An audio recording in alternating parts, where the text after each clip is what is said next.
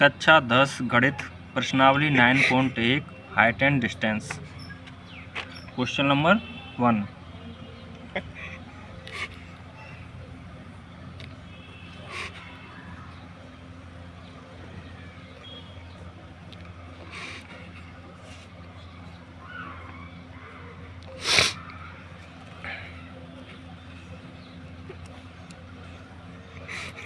Circus का एक कलाकार एक 20 मीटर लंबी डोर पर चढ़ रहा है जो अच्छी तरह से तनी हुई है और भूमि पर सीधे लगे खम्भे के शिखर से बना हुआ है। यदि भूमि स्तर के साथ डोर द्वारा बनाया कोण 30 अंश का हो तो खम्भे की ऊंचाई ज्ञात कीजिए।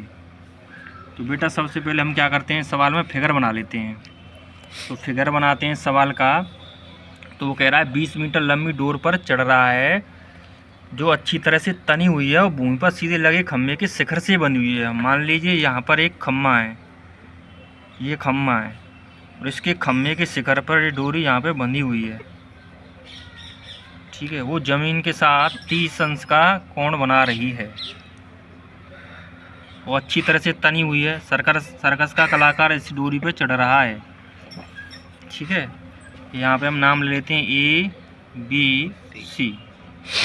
खम्भे की ऊंचाई याद करनी है। तो खम्भे की ऊंचाई क्या है भाई साहब, ये ए भी है तो हम इसको मान लेते हैं H। माना खम्भे की ऊंचाई बराबर H।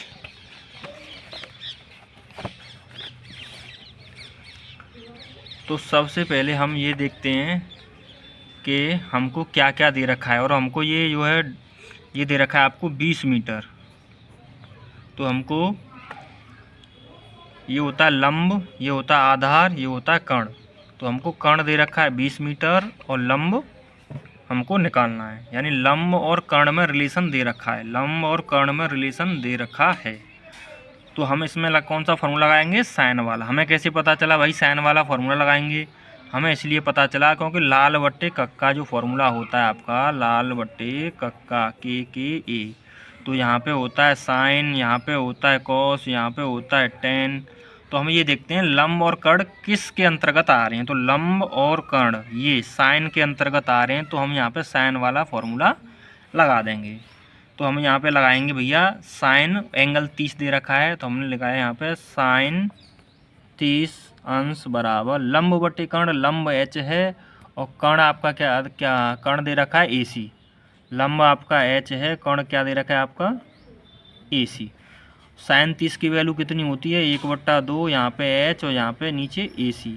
क्रॉस मल्टीप्लाई कर देंगे तो ये हो जाएगा 2H बराबर AC। तो यहाँ पे हमने रखा 2H और AC की जो वैल्यू दे रखी है वो 20 मीटर। तो यहाँ पे 20 और 2 से 20 कैंसिल 10 बार। H बराबर 10 मीटर खम्भे की ऊंचाई। यह क्या हुई भैया, खम्भे की ऊंचाई। Question number 2। जो क्वेश्चन कह रहा है आंधी आने से एक पेड़ टूट जाता है और टूटा हुआ भाग इस तरह मुड़ जाता है कि पेड़ का शिखर जमीन को छूने लगता है और इसके साथ 30 अंश का कोण बनाता है। पेड़ के पैर बिंदु की दूरी जहां पेड़ का शिखर जमीन को छूता है 8 मीटर है। पेड़ की ऊंचाई ज्ञात कीजिए। देखिए भैया हाइट एंड डिस्टेंस का जो भी सवाल है वो फिगर पर डिपेंड करता है। अगर आपने फिगर बना लिया तो यूँ समझ लो आपका क्वेश्चन सॉल्व हो गया। आंधी आने से एक पेड़ टूट जाता है। आंधी आने से पहले कोई भी पेड़ जो था वो इस तरह खड़ा हुआ होगा, इस तरह खड़ा होगा आंधी आने से पहले। आंधी आने से वो यहाँ से बीच से टूट गया होगा पेड़। जब बीच से टूटा हुआ पेड़ तो जो शिखर है वो इस तरह से ज़मीन पे आके लग गया होगा, इस तरीके से ज़मीन पे आके लग गया होगा। और वो सवाल कह रहा है शिखर ज़मीन को छूने लगता है और इसके साथ 30 अंश का कोण बनाता है। यानी यहाँ पे वो ज़मीन के साथ 30 अंश का एंगल बना रहा है। कितने का बना रहा है भैया, यहाँ पे 30 अंश का। पेड़ के पैर बिंदु की दूरी, यानी पेड़ के यहाँ पे पेड़ खड़ा है, पेड़ के पैर बिंदु की दूरी जहाँ पेड़ का शिखर जमीन को छूता है 8 मीटर। यानी यहाँ से लेके यहाँ तक की दूरी 8 मीटर है। कितने मीटर है भैया, 8 मीटर है। पेड़ की ऊंचाई याद करनी है आपको। ये पेड़ की ऊंचाई याद करनी है, यानी पेड़ की टोटल ऊंचाई ये टूटने से पहले कितनी थी, पेड़ की टोटल ऊंचाई। तो हम यहाँ पर नाम ले लेते हैं A, ये B और ये सी नाम ले लेते हैं। तो ये कह रहा है पेड़ की टोटल ऊंचाई, अगर भाई साहब पेड़ की जो टोटल ऊंचाई है जो पेड़ टूटने से पहले किस तरीके से होगा, माने कि पेड़ टूटने से पहले ये ए बी की दूरी प्लस बी सी की दूरी दोनों होंगी पेड़ टूटने से पहले। तो सबसे पहले मैं ए बी की दूरी निकाल लेता हूँ, ए बी कितनी है, उसके बाद मैं बी सी की दूरी निकाल लेता हूँ कि बी सी कितनी है।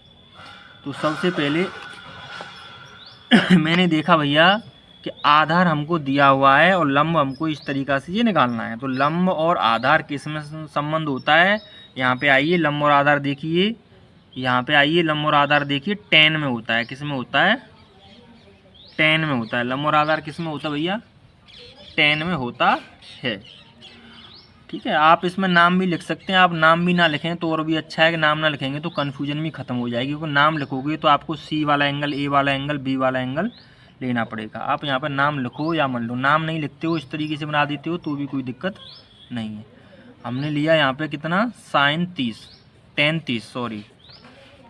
tan 30 बराबर लंब को निकालना है, मैंने इसको h मान लिया। क्या मान लिया मैंने इसको, h मान लिया। tan 30 बराबर लंब बटे आधार, लंब बटे आधार, लंब h आधार 8 मीटर। tan 30 की वैल्यू कितनी होती है, 1/√3, यहाँ पे h यहाँ पे 8, क्रॉस गुणा कर दूंगा मैं तो ये हो जाएगा √3, h बराबर 8 और h बराबर 8/√3 मीटर। इसको यहीं पर रहने देते हैं, इसका परमीकरण अभी नहीं करते हैं, सवाल की सिचुएशन के हिसाब से देखते हैं।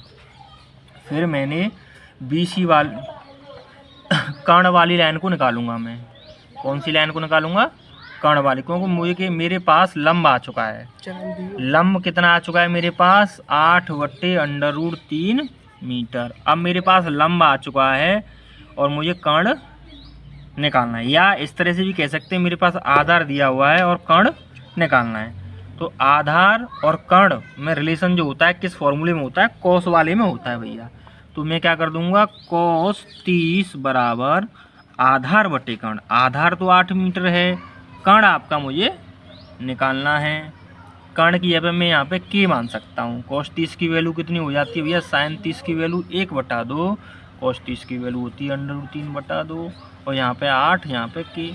मैंने इस तरह से क्रॉस गुणा कर दूंगा तो √3k बराबर 16 और k बराबर 16/√3। अब जो पेड़ की टोटल ऊंचाई होगी वो मैं इन दोनों को ऐड कर दूंगा। तो मैं यहाँ पे लिखूंगा पेड़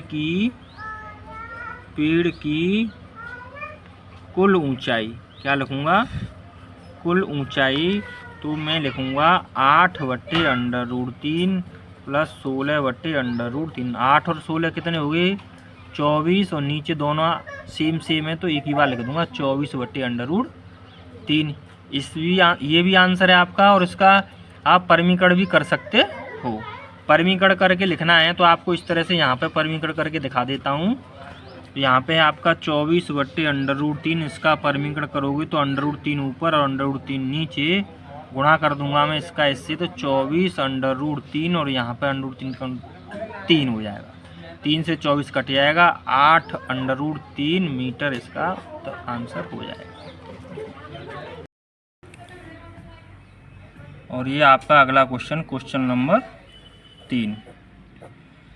क्वेश्चन नंबर 3 क्या कह रहा है मेरे प्यारे बच्चों, एक ठेकेदार बच्चों को खेलने के लिए एक पार्क में 2 फिसलन पट्टी लगाना चाहता है। 5 वर्ष से कम उम्र के बच्चों के लिए वह एक ऐसी फिसलन पट्टी लगाना चाहता है जिसका शिखर 1.5 मीटर की ऊंचाई पर हो और भूमि के साथ 30 अंश का कोण झुका हो, जबकि इससे अधिक उम्र के बच्चों के लिए वह 3 मीटर की ऊंचाई पर एक अधिक ढाल की फिसलन पट्टी लगाना चाहता है जो भूमि के साथ 60 अंश का कोण बनाती। प्रत्येक स्थिति में फिसलन पट्टी की लंबाई क्या होनी चाहिए। तो यहाँ पे 2 फिसलन पट्टी लगा रहा है ठेकेदार। तो 5 वर्ष से कम उम्र के बच्चों के लिए पहली कंडीशन, 5 वर्ष से कम उम्र के बच्चों के लिए, तो मैंने आपसे पहले ही बताया था फिगर पर डिपेंड करता है। तो भैया फिसलन पट्टी जो होती है उसका फिगर किस तरीके से होता है, फिसलन पट्टी ऐसे ही होती है, इस तरह की होती है फिसलन पट्टी। यहाँ से बच्चे चढ़ते हैं और यहाँ से होके चले जाते हैं, इसी तरह की फिसलन पट्टी होती है। तो ऐसी आकृति का फिगर बनेगा।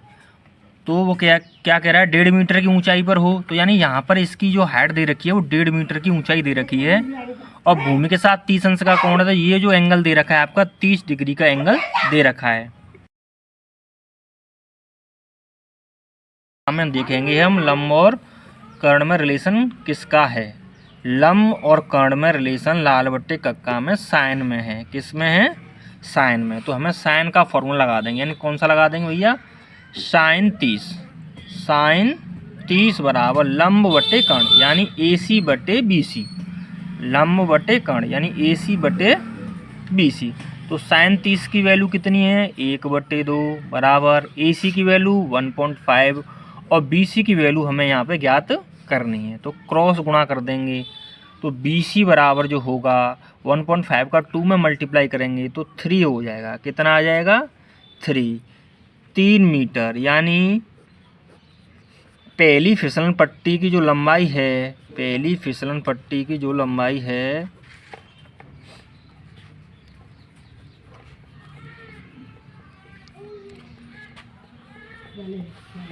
वो 3 मीटर है, 3 मीटर है। इसी प्रकार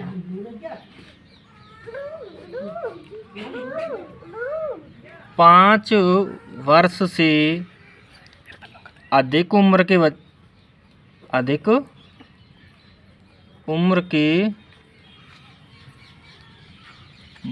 के लिए, 5 उम्र से अधिक उम्र के बच्चे थोड़े बड़े हैं तो वहाँ पे वो फिसलन पट्टी की जो हाइट है वो भी बढ़ा रहा है। यानी यहाँ पे जो हाइट 1.5 मीटर थी, अब जो हाइट उसने 3 मीटर कर दी। कितनी कर दी, 3 मीटर कर दी है ये हाइट, 3 मीटर। और जो एंगल है वो भूमि के साथ वो 60 डिग्री का एंगल हो गया भैया। कितने का हो गया, 60 डिग्री का एंगल हो गया है। तो इसमें भी फॉर्मूला वही लगेगा साइन वाला, क्योंकि लंब और कर्ण के बीच बात चल रही है, लंब और कर्ण। तो हमने फॉर्मूला लगाया साइन 60 बराबर लंब AC कर्ण BC। तो साइन 60 की वैल्यू होती है √3/2, AC की वैल्यू 3 और यहाँ पे BC क्रॉस गुणा कर दूंगा, √3BC बराबर 2 तिया 6। यहाँ पे BC की वैल्यू निकालूंगा तो 6/√3। अब मैं इसका परमीकरण कर दूंगा क्योंकि नीचे बट्टे में √3 है। तो परमीकरण